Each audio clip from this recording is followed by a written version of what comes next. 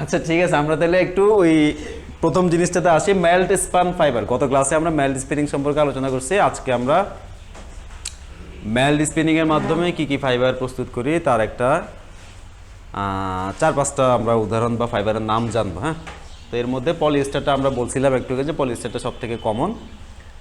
তারপরে পলিএমাইড, যেটাকে আমরা যেটাকে ইউএসএতে নাইলন নামেও চেনা হয়, পলিইথিলিন, পলিপ্রোপিলিন, তারপর হচ্ছে গ্লাস ফাইবার। এছাড়া আরও অনেকগুলো ফাইবার আছে যেগুলো মেল্ট স্পিনিংয়ের মাধ্যমে তৈরি করা হয়। এবং মোস্ট ইম্পর্টেন্টলি মেল্ট স্পিনিংয়ের মাধ্যমে বিশেষ করে সিনথেটিক যে ফাইবারগুলো আছে, অর্থাৎ সিনথেটিক সোর্স থেকে আমরা যে ফাইবারগুলো পাই সেগুলো আমরা মেল্ট স্পিনিংয়ের মাধ্যমে তৈরি করি। আমি যদি তোমাদেরকে একটু মনে করাই দিতে চাই যে মেল্ট স্পিনিংয়ের যে ফাইবার ফর্মিং সাবস্টেন্সটা আছে, অর্থাৎ যে পলিমারটা, সেই পলিমারটাকে আমরা মেল্ট করি। হ্যাঁ, মানে গলাই, পলিমারটাকে কি করি, গলায়। যদিও গলানোর কিছু শর্ত আছে, কিন্তু সেই শর্তগুলো পরের কথা। কিন্তু আপাতত আমরা একটু জানি যে মেল্ট স্পিনিংয়ে যে ফাইবারগুলোকে আমরা স্পিনিং করব সেগুলোকে আমরা কি করব, গলাবো। ঠিক আছে, মেল্ট করব। এখন আমরা আসছি ড্রাই স্পিনিংয়ের মধ্যে। ড্রাই স্পিনিং হচ্ছে মেল্ট স্পিনিংয়ের পরে আরেকটা টেকনোলজি, যেটা বেশ কিছু ফাইবার তৈরি করার জন্য আমরা ইউজ করে থাকি। এর মধ্যে দেখো ড্রাই স্পিনিং আর মেল্ট স্পিনিং দুইটার ফিগার মোটামুটি কাছাকাছি। একটু দেখো তো তোমরা যদি গত ক্লাসে ফিগারটার সাথে একটু মিলাও, তাহলে তোমরা দেখবে যে ফিগার দুইটা কিন্তু যথেষ্ট পরিমাণে মিল আছে, তাই না? মিল আছে না? দেখতেছো কি না? দেখো, তাহলে আমরা যদি উপর থেকে আসি, ওই যে উপরের ফিড অংশটুকু, খোলা অংশটুকুতে আমরা ফিড বলতেছি, যেখান দিয়ে আমরা পলিমারটা ফিড করবো, তাই তো? এখানে আছে তোমার সেই ভিসকাস সলিউশনটা, যেটাকে মানে অর্থাৎ র যে ম্যাটেরিয়ালটা ছিল পলিমার, সেই পলিমারটাকে আমরা এখন একটা ভিসকাস সলিউশনে তৈরি করছি।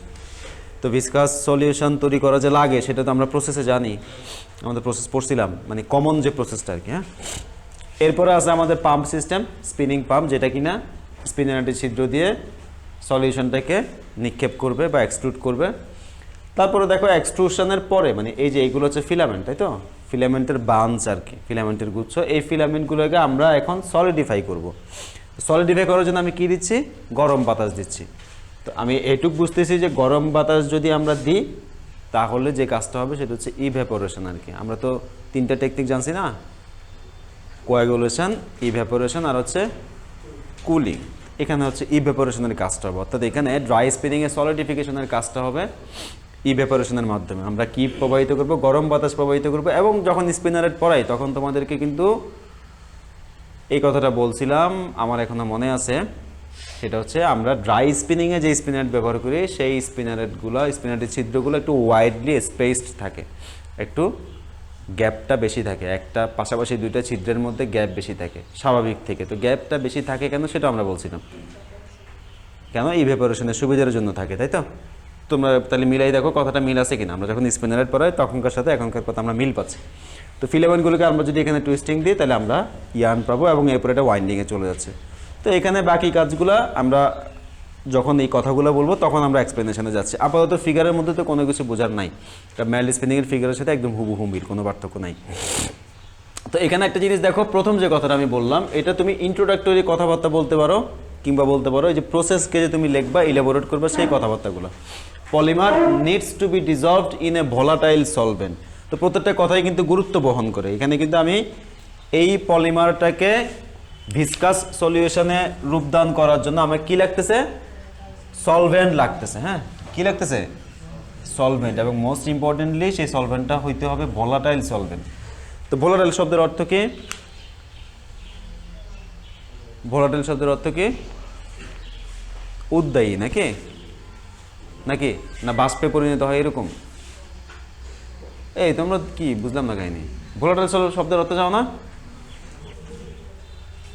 ভোলাটাইল হচ্ছে এমন একটা সলভেন্ট বা এমন একটা নেচার যেখানে এই সলভেন্টটাকে যদি আমি তাপ দিই তাহলে সলভেন্টটা ভ্যাপার ফেজে চলে যাবে, বাষ্প ফেজে চলে যাবে। ঠিক আছে, তো যেহেতু আমি এখানে সলভেন্ট মিশাচ্ছি, সেই সলভেন্টটাকে ভোলাটাইল হলে আমার সুবিধা কি, আমি যখন ওই যে হট এয়ার, ওয়ার্ম এয়ার দিব বা হট গ্যাস দিব তখন সলভেন্টটা কী হবে, সলভেন্টটা ভ্যাপার ফেজে গিয়ে উবে যাবে। উবে যাওয়া মানে বাষ্প আকারে উড়ে যাওয়া আর কি। ঠিক আছে, তার এখানে এর পরের লাইনটা কি বললাম যে হট এয়ার অথবা হট গ্যাস আমরা ইউজ করি কি জন্য? সলিডিফিকেশনের জন্য।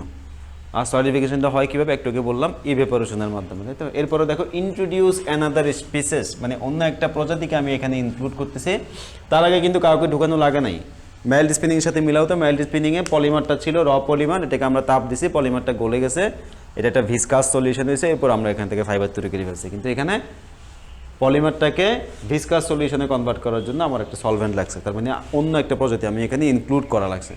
তো যেহেতু অন্য একটা প্রজাতি ইনক্লুড করা লাগতেছে, তাহলে অন্য একটা প্রজাতি ইনক্লুশনও খরচের বিষয়, অন্য একটা প্রজাতিকে আবার রিমুভ করাটাও খরচের বিষয়। জিনিসটাকে বোঝা গেছে কিনা একটু দেখো তো।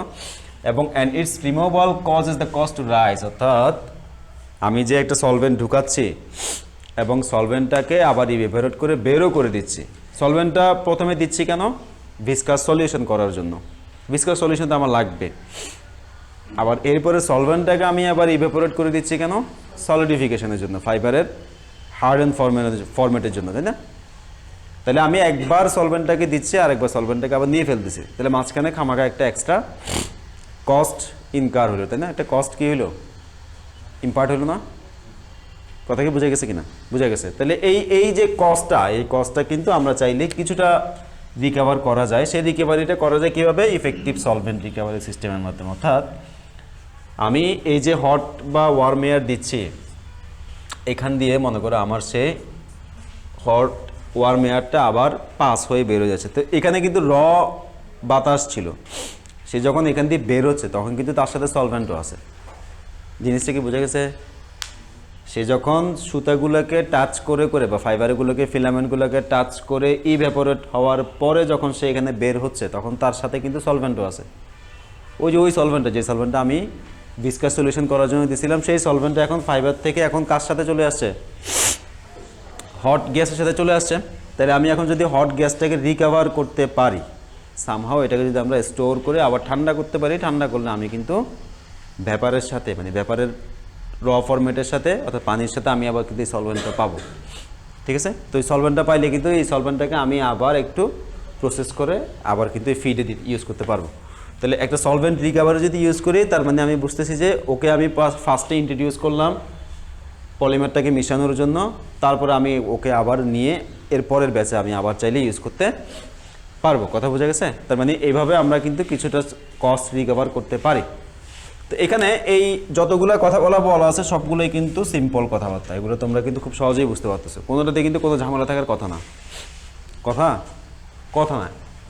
এই পয়েন্টটা হচ্ছে একটা ইম্পর্টেন্ট একটা পয়েন্ট, এবং এই পয়েন্টে তোমাদের হয়তো একটু ঝামেলা মনে হইতে পারে। এবং ড্রাই স্পিনিংয়ের সবচেয়ে ইম্পর্টেন্ট 5 লাইন না, ঠিক এখানে একটু তোমার মাথা খাটাইতে হবে আর কি জিনিসটার জন্য, আবার নাও লাগতে পারে। একটু দেখো আমি কি বলছি এখানে। বললাম যে as a consequence of mass transfer the original round filament gets deformed. কথা কি বোঝা গেছে কিনা বলো তো? আচ্ছা আসো আমরা তাহলে একটু দেখি, বোঝার চেষ্টা করি। আমি একটু দেখো তো, এই যে ফিলামেন্টগুলো এইখানে আসে বা যেই সলিউশনটা এখানে আসে, সেখানে সলভেন্ট শো আছে, তাই না? সলভেন্ট আছে, এখানে সলভেন্ট আছে। আমি যদি একটা ইন্ডিভিজুয়াল ফিলামেন্টের মাস চিন্তা করি, এই ফিলামেন্টের যে মাস আছে সেখানে সলভেন্টের একটা কন্ট্রিবিউশন আছে। আমি কি বুঝাতে পারছি? তার মানে এই সুতাটার উপরে সলভেন্টের একটা, আমি বললাম আর কি যে সলভেন্টের একটা কোটিং বা সলভেন্ট এখানে মিশ্রিত অবস্থায় আছে। তো যখন আমি তাকে হট এয়ার দিচ্ছি তখন তো সলভেন্টটা উড়ে যাচ্ছে। সলভেন্টটা থাকলো কে? শুধু পলিমারটা ফাইবার হিসেবে থাকলো, ঠিক না? সলভেন্টটা চলে গেছে না? তাহলে সলভেন্ট যখন গেছে, তো এখানে তার মাস ছিল মনে করো 20 গ্রাম, সে ফর এক্সাম্পল 20 মাইক্রোগ্রাম, চিন্তা করো, সে ফর এক্সাম্পল 20 মাইক্রোগ্রাম। এখানে হয়ে গেলো সেটা 15 মাইক্রোগ্রাম। তাহলে মাস কি কিছু ট্রান্সফার হয়ে গেল না? মাস ছিল 20, এখন মাস হয়েছে 15। কার মাস চলে গেছে? সলভেন্টের মাসটা চলে গেছে। সলভেন্ট যখন চলে গেছে, সলভেন্ট সহ সেই স্পিনারের ছিদ্র দিয়ে পাস হয়েছিল, সলভেন্ট সহ তার রাউন্ড শেপটা ছিল, ঠিক না? সলভেন্ট সহ। সলভেন্ট যখন চলে গেছে তখন কি, যেহেতু মাস ট্রান্সফার হয়েছে, কিছু পোর্শন তো চলে গেছে, তাহলে রাউন্ড শেপটা কি থাকলো অরিজিনালি?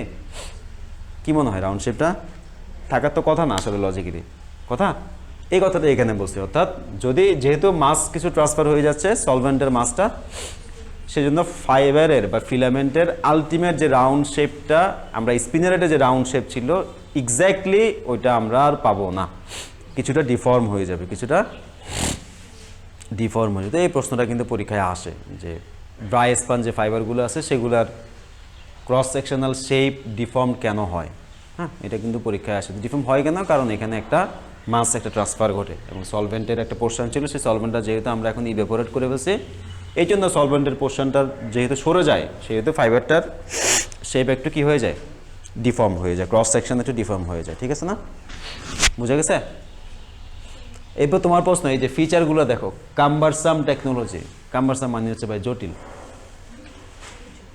মনে হচ্ছে না কি নাকি টেকনোলজি, আসলে কি বুঝেছি? তাহলে তুমি কাম্বারসাম না কি কমপ্লেক্স লেখো,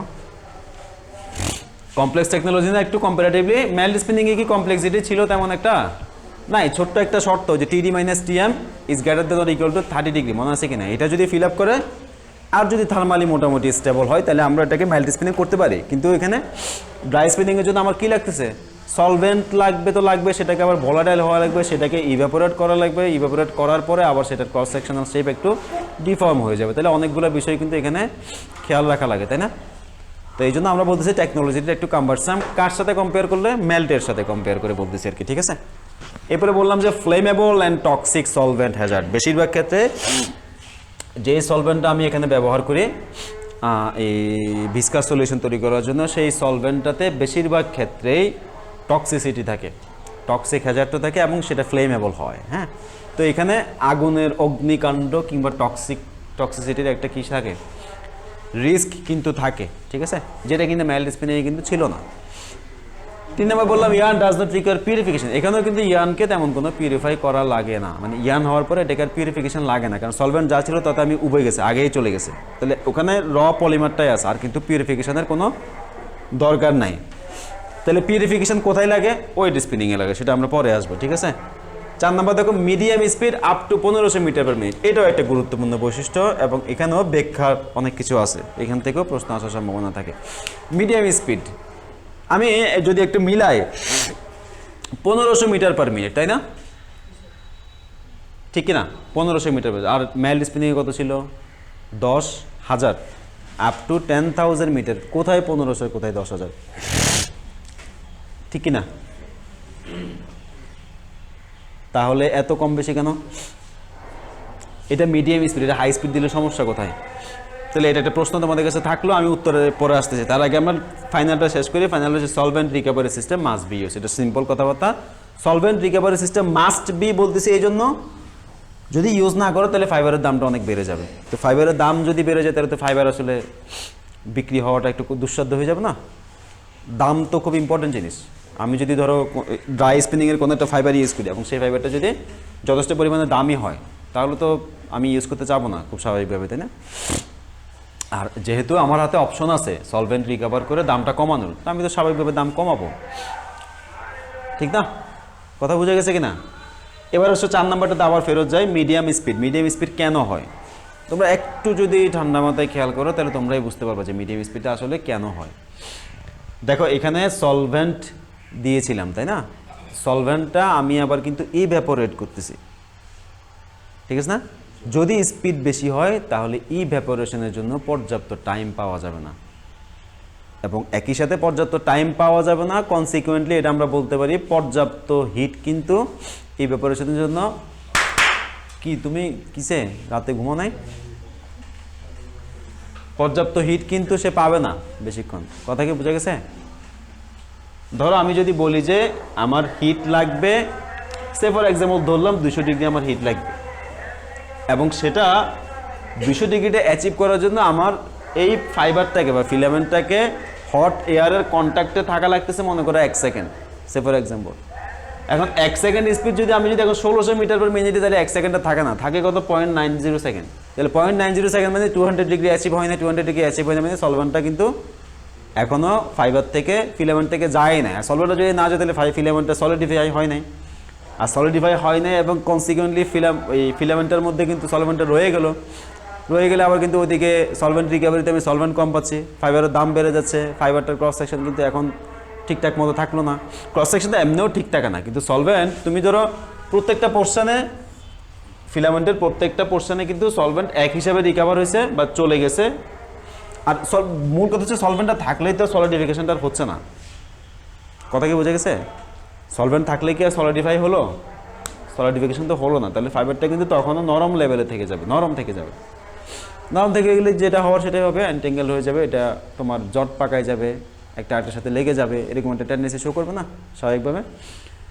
তো যেহেতু আমার সলভেন্টের রিকভারির একটা বিষয় আছে এবং সলভেন্টের ইভেপোরেশনের একটা বিষয় আছে, এই জন্য আমাকে একটা নির্দিষ্ট পরিমাণ সময় কিন্তু সলভেন্টটাকে হট এয়ারের সংস্পর্শে রাখা লাগে। যদি না রাখতে পারি তাহলে কিন্তু ইভেপোরেশনটা ঠিকঠাক মতো হবে না। অর্থাৎ মিডিয়াম স্পিডটা আমি দিই কেন? কারণ ইভেপোরেশনটা ঠিক মতো হওয়ার জন্য, ঠিক আছে? ইভেপোরেশন ঠিক মতো হওয়ার জন্য আমরা কি ইউজ করি? একটু মিডিয়াম স্পিড আমাদেরকে দেওয়া লাগে, ঠিক আছে? বুঝা গেছে? এরপর হচ্ছে ড্রাই স্পান ফাইবার। কী কী ফাইবার আছে যেগুলো ড্রাই স্পিনিংয়ের মাধ্যমে আমরা প্রডিউস করি? Acrylic fibre, mode acrylic fibre, acetate fibre, try acetate fibre. তো এগুলো আমরা পড়ার চেষ্টা করবো ইনশাল্লাহ। অ্যাসিটেট, ট্রাই অ্যাসিটেট, ইলাস্টেন, এগুলো আমরা পড়ার চেষ্টা করবো, হ্যাঁ, ইন্ডিভিজুয়াল ফাইবার প্রোডাকশন আর কি। তারপর হচ্ছে ইলাস্টেইন। তো এর মধ্যে কিন্তু অ্যাসিটেট, ট্রাই অ্যাসিটেট এগুলো কিন্তু বেশ দামি ফাইবার। ইলাস্টেইন কিন্তু আমরা খুব কমন একটা ফাইবার, কিন্তু ম্যানমেড ফাইবারের মধ্যে ইলাস্টেন একটা বেশ কমন ফাইবার, যেটা আমরা মোটামুটি ইউজ করি। ইলাস্টেন ফাইবারের কথা মনে আছে? ইলাস্টেন ফাইবারকে কি বলা হয় আরেকটা নাম ইউএসএতে? হ্যাঁ, স্পানডেক্স। হ্যাঁ, ভেরি গুড, স্পানডেক্স। স্পানডেক্স ফাইবারটা কিন্তু বেশ জনপ্রিয়, তাই না? আমরা তো ছেলেরা তো প্রচুর ইউজ করে স্পানডেক্স ফাইবার।